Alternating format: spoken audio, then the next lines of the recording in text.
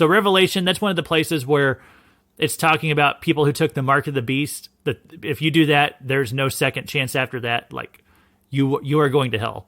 There's no salvation for someone who takes the mark of the beast. That it's talking about that right there. And I think, as you read this, though, as you're reading about what the lake of fire is like, I think God is trying to be just abundantly clear what will happen to those people who end up in hell. I think God is doing his very best to make sure that there is no mistake, no miscommunication about it.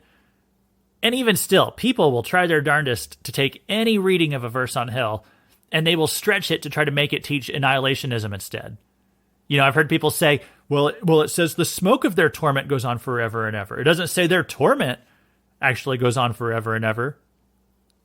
And I'm like, did you read the part where it says there's no rest day or night? How can you have no rest day or night if you don't exist? So here's a good rule of thumb for whenever you're debating someone and you're being absolutely clear, or, on a Bible topic, you're trying to say that the Bible is absolutely clear, but they still won't accept what it says.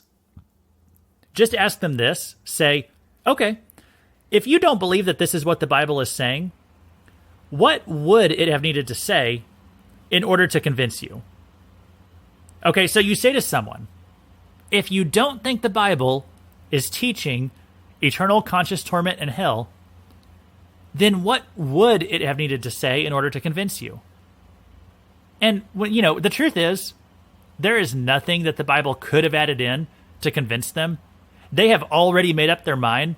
They're just going to reject what the Bible clearly says. There's nothing it could have said.